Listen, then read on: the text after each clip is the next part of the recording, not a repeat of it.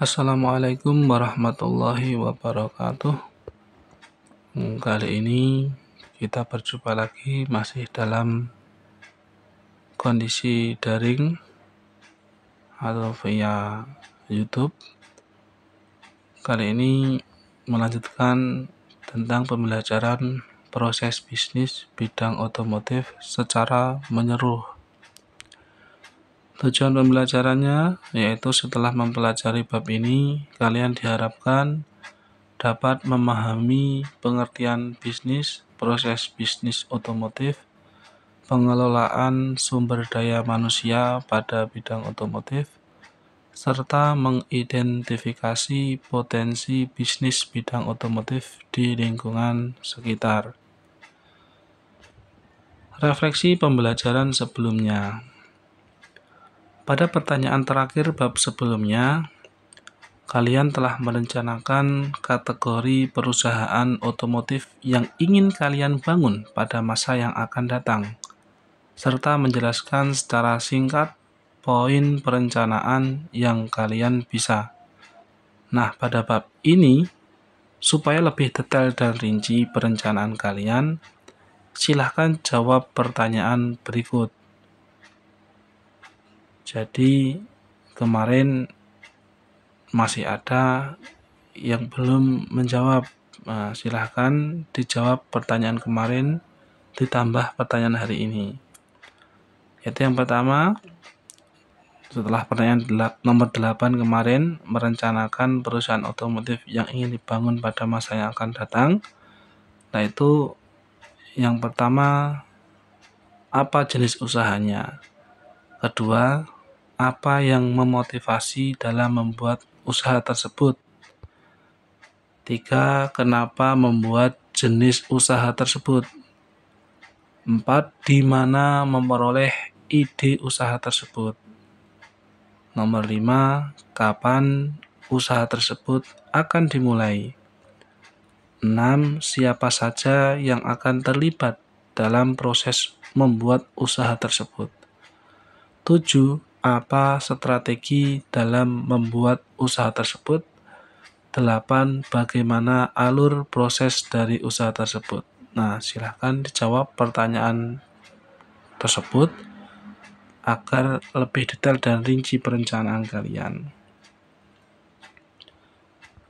Jadi bukan hanya semata-mata tugas, tapi memang merencanakan masa depan. Nah, masa depan itu bisa kalian rencanakan mulai dari sekarang. Kemudian memasuki materi pembelajaran, fokusnya yaitu adalah SDM, sumber daya manusia. Jadi kalau kalian pengen punya bisnis, berarti butuh tenaga kerja, butuh SDM yang berkualitas. Nggak mungkin dong kalau kalian pengen punya usaha, SDM-nya kelemar-kelemar, SDM-nya idiot. Nah, kan nggak mungkin. Pasti kalian memilih SDM yang bisa lebih produktif dan meningkatkan laba pada perusahaan kalian atau laba pada bisnis usaha kalian. C. Pengelolaan sumber daya manusia dalam proses bisnis. Pengelolaan SDM di Indonesia diatur dalam Undang-Undang Nomor 11 Tahun 2020 tentang Cipta Kerja yang meliputi hak dan kewajiban serta hal lain tentang hubungan antara pengusaha dengan tenaga kerja. Jadi nggak ada hak dan kewajiban, itu nggak bisa. Semua ada tuntutannya, semua ada undang-undangnya. Nggak mungkin dong pengusaha menyuruh tenaga kerja melakukan sesuatu tapi nggak dibayar. Berarti haknya tenaga kerja nggak dipenuhi. Kewajibannya pengusaha apa? Yang membayari tenaga kerja dan sebaliknya, seperti itu. D. Tujuan pengelolaan sumber daya manusia atau SDM. Pengelolaan atau manajemen SDM dilakukan untuk meningkatkan efektivitas karyawan dalam melaksanakan kegiatan proses produksi. sehingga tujuan organisasi atau perusahaan dapat tercapai. Jadi efektivitas itu kaitannya dengan cepat. Efektivitas itu kaitannya dengan waktu. Contoh, dalam sehari itu sebuah bengkel bisa menyelesaikan jasa servis kendaraan mobil 10 dalam waktu 1 hari. Buka jam 8, selesai jam 5, contohnya seperti itu. Nah, ya hasilnya ya 10 tadi, 10 kendaraan dalam 1 hari. Kalau efektivitasnya meningkat dengan SDM yang lebih bagus, terampil, produktif, atau menambah jumlah karyawan, maka yang biasanya sehari itu hanya bisa menyelesaikan 10 kendaraan, efektif itu kaitannya dengan cepat, dengan waktu, maka sehari bisa mungkin 15, 20, sampai 25 kendaraan yang masuk pada bengkel. Sehingga hasilnya lebih banyak, lebih produktif. Maka SDM itu harus dikelola dengan baik agar tujuan organisasi yaitu laba, mesti laba, perusahaan didirikan mesti hubungannya dengan laba, itu dapat tercapai. Nah, bagian yang menangani sumber daya manusia pada suatu perusahaan dikenal dengan HRD, yaitu Human Resource Department. Beberapa tugas dari HRD sebagai berikut. Nah, ini sebagai pengetahuan, HRD yang pertama menyiapkan tenaga kerja dalam pemenuhan kebutuhan SDM dalam perusahaan. 2. Pengelolaan SDM dapat diberdayagunakan untuk mencapai tujuan dari perusahaan dengan efektif dan efisien. Nah, kalau efektif itu kaitannya dengan waktu, cepat, kalau efisien dengan biaya. Kerjanya cepet, nah bayarannya ya cepat, bayarannya ya efisien. 3. Memfasilitasi setiap tenaga kerja untuk mendapatkan lingkungan kerja sehat, aman, serta menjamin perlindungan atas hak setiap tenaga kerja. Jadi kalau orang kerja tempatnya nyaman, itu otomatis mereka akan senang bekerja, mencintai pekerjaannya, dan lebih produktif harapannya perusahaan seperti itu. 4. Menyediakan jenjang karir berdasarkan penilaian kinerja tertentu.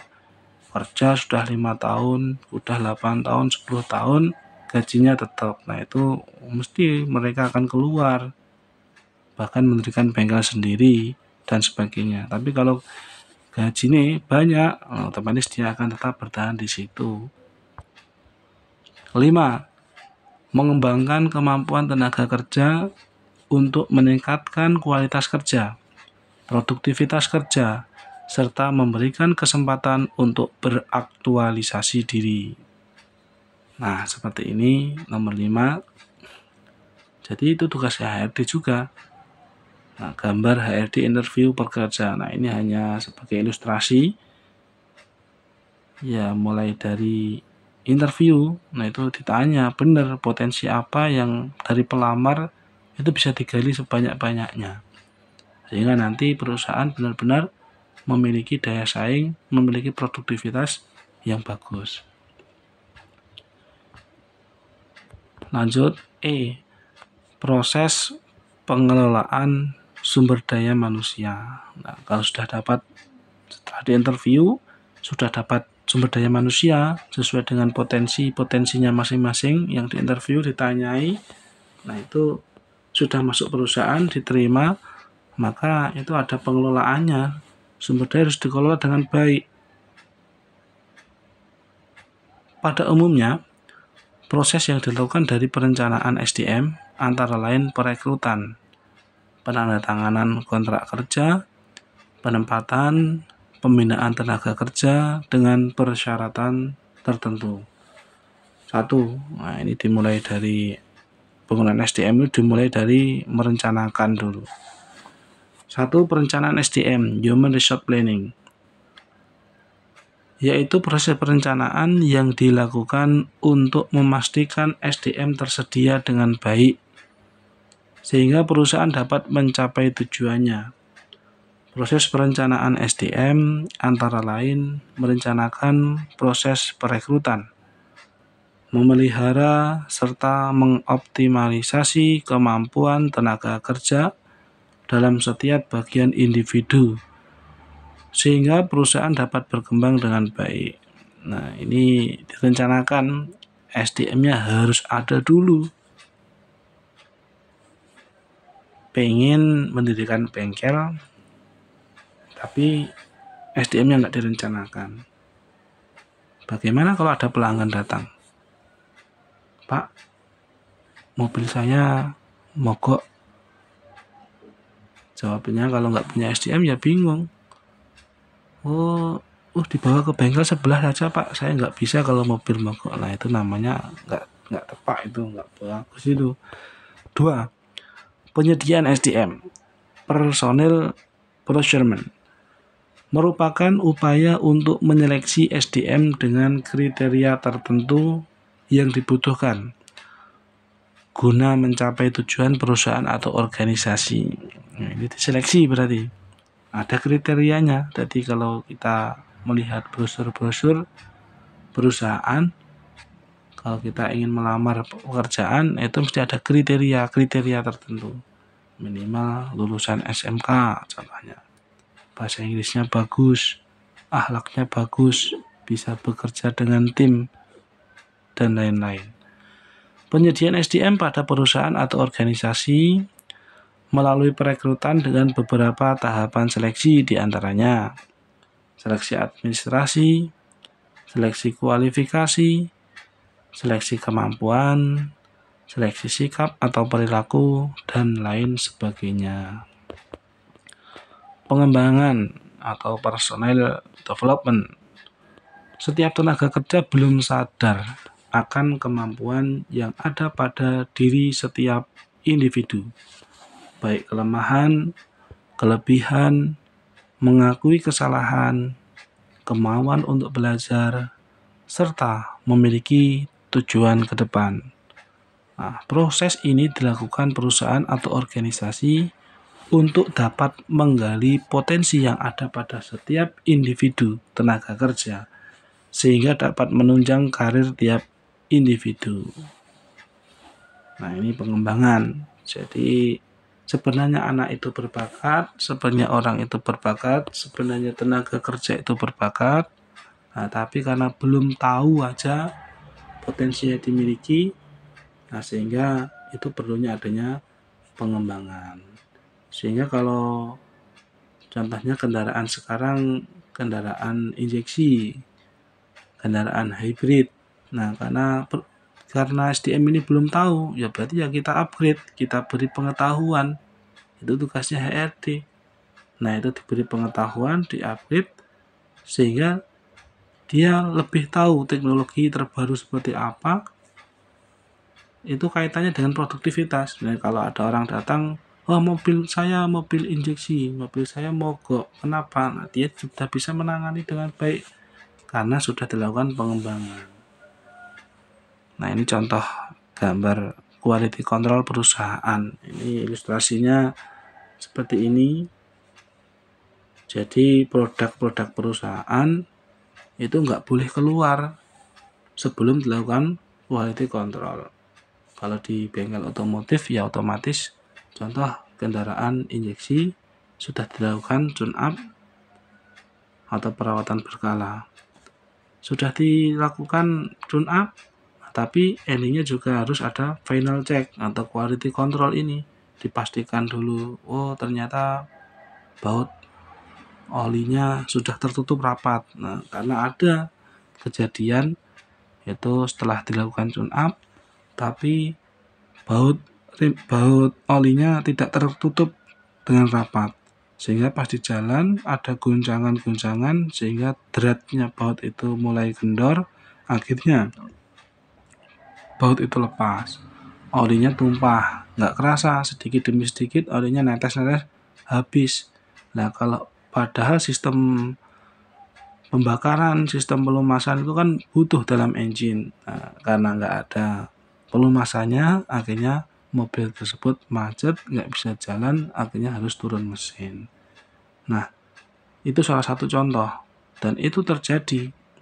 Hal seperti itu terjadi, maka dari itu pentingnya pengembangan personal development dan juga pentingnya quality control di dalam perusahaan. Nggak bisa wis dilakukan sudah selesai, nggak ada kontrol ceknya, final ceknya nggak ada, ya seperti itu. Itu salah satu contoh dan masih banyak contoh yang lain. Kemudian ini halaman terakhir 4. Pemeliharaan personel maintenance. Perekrutan tenaga kerja dilakukan untuk memperoleh SDM yang berkualitas. Nah, yang berkualitas sehingga dengan kinerja yang terbaik bersama-sama dapat mencapai tujuan perusahaan atau organisasi. Jadi perusahaan itu menang milih. Artinya apa? Contoh, di sekolah kita saja di dalam 1 tahun itu meluluskan jurusan otomotif saja itu kurang lebih 100 anak. Itu masih satu sekolahan di Kabupaten Kediri. Nah, itu ada berapa sekolahan yang SMK ini otomotif 1 tahun. Maka bayangkan perusahaan otomotif hanya ada berapa, SDM yang tersedia berapa. Nah, tinggal menghitung, tinggal mengkalkulasi.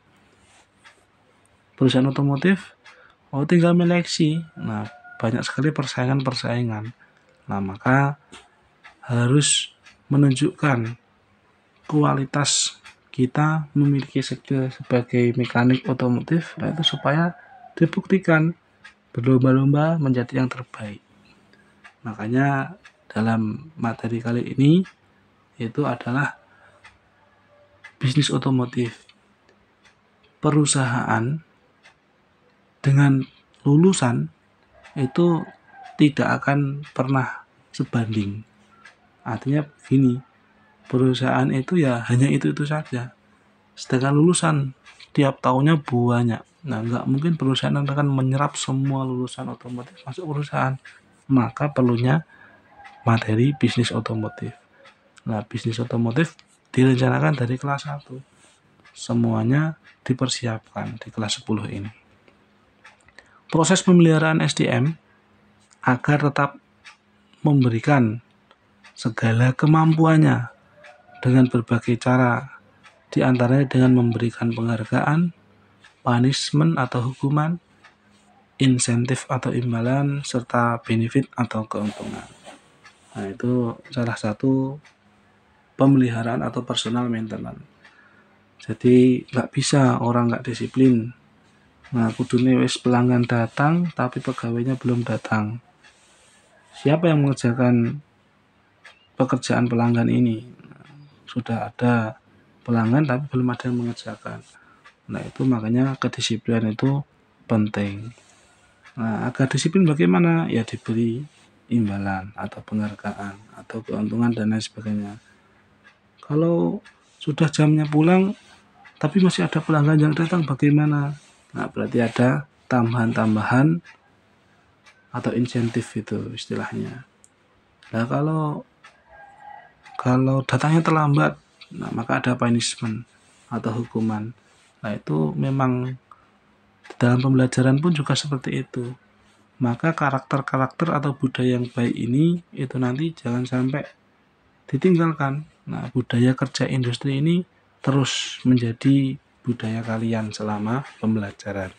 Jadi kalau sudah masuk perusahaan atau kalian punya usaha sendiri, itu bisa diterapkan, sudah membalung sumsum istilahnya. Sudah mendarah mendaging, sudah menjadi karakter kalian. Nomor 5, pemanfaatan atau personal utilization. Tenaga kerja memiliki motif dan tujuan yang berbeda-beda. Motifnya beda-beda, tujuannya beda-beda. Mungkin ada orang, aku yang penting punya penghasilan. Aku harus menghidupi anak. Aku harus berkarir yang tinggi, jabatannya biar tinggi dan sebagainya. Tujuannya, motifnya beda-beda.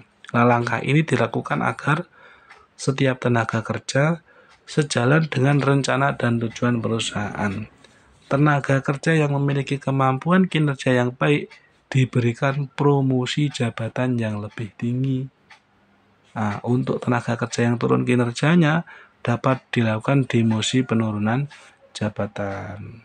Nah, itu sudah biasa di dalam perusahaan.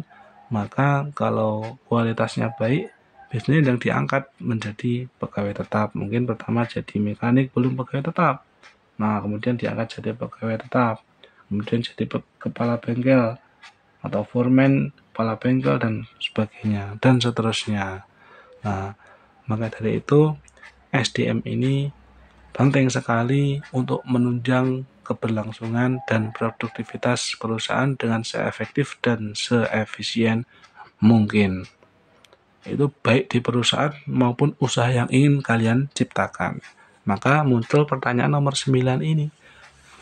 Setelah perencanaan usaha kalian matang, kan tadi ada pertanyaan-pertanyaan untuk lebih detailnya tadi di atas ada 8 pertanyaan. Udah matang, diangan-angan, udah direncanakan dengan baik. Nah, berarti kalian memerlukan tenaga kerja yang baik untuk memajukan dan mengembangkan usaha kalian. Nah, kira-kira kriteria seperti apa yang harus dimiliki oleh calon tenaga kerja kalian? Nah, sebutkan poin-poinnya. Oh, kriterianya harus good looking. Nah, itu suatu yang bagus, itu juga good looking dibutuhkan. Oh, ternyata kemudian ramah. Nah, good looking, ramah, itu sudah poin tersendiri dalam menarik pelanggan, menarik customer, dan sebagainya. Nah, itu silahkan dikerjakan seperti yang sebelumnya. Kerjakan di kolom komentar dengan format nama, nomor absen kelas, dan jawaban. Nah, untuk lebih memudahkan, jawaban ditulis di buku tulis terlebih dahulu. Dibuat oleh Muhammad Uda Bestio. Untuk diakhiri, wassalamualaikum warahmatullahi wabarakatuh.